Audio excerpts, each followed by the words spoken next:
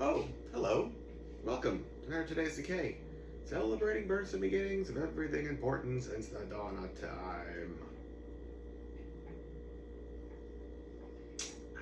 September 12th edition, and it's a good one. I mean, most of them are. All of them are? Most of them are. Some of them are. Today is a good one. 1952 today, the Flatwoods UFO incident occurred. Just what was the Flatwoods monster? Nobody knows. There's some really awesome illustrations of it. It's got like elements of what eventually would become a Dalek, although it's 52, so there's no connection to Doctor Who. It's just this robotic creature that, like, I don't know how to describe it. To me, it's the only thing you can compare it to would be a Dalek, but here it is in West Virginia? Something like that. The South. I know that. Anyway, check it out online somewhere or another. It's really cool looking. Yeah. And there's like no answer to it. Yeah. Something else that came from out of this world today, 1958, the film The Blob premiered, starring Steve McQueen. It's a great movie. It's a great song. I almost made today a dance party with the Blob's soundtrack, but then I feel like I went up dancing and not talking enough, and it was a good one to talk for. Yeah. Why do I say that? Because today, 1960, none other than Nigel Lewis was born.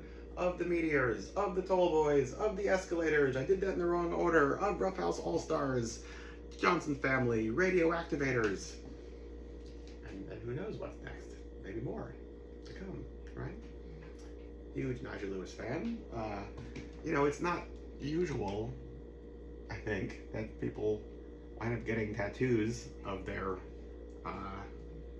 favorite musicians and then wind up meeting them and get a little embarrassed that, like, I have a tattoo of you. I'm not really a stalker. I just am an obsessive person. So, 20 years ago to the month, I guess.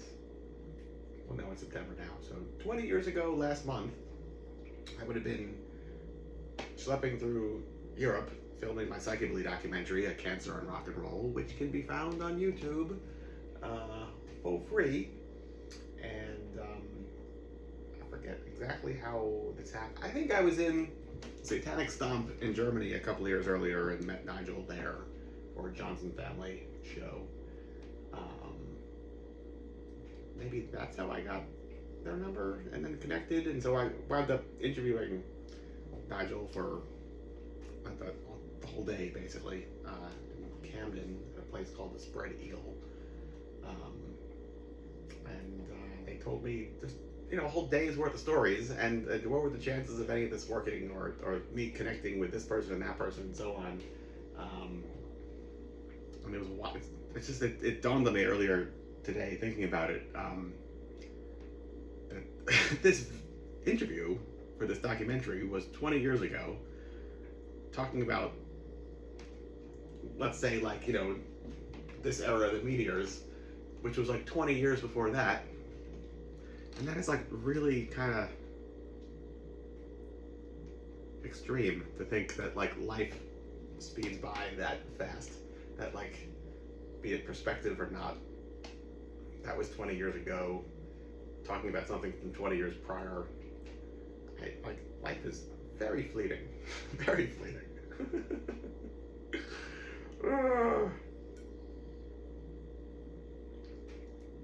Is that all I want to say on this matter?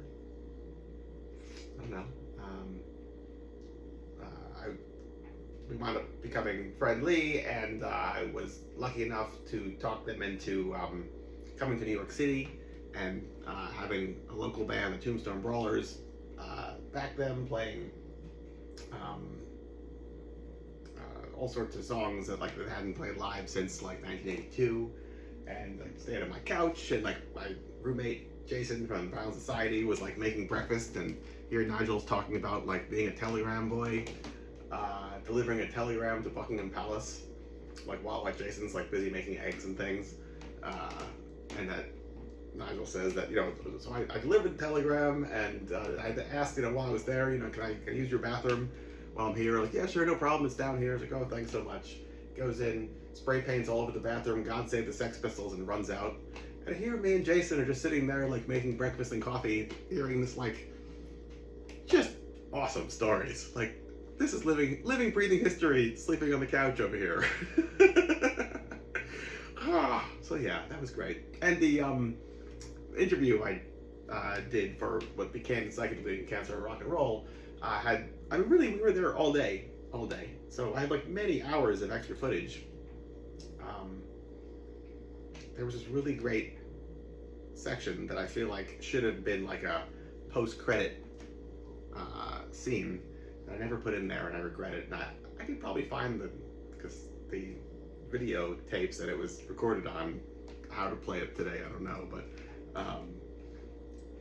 where Nigel went on this, I think it was like the last word, like, you have any last words before like finally hitting stop on this epic long interview, and they just went on. I haven't seen or listened to this in probably 19 years, but I remember it was the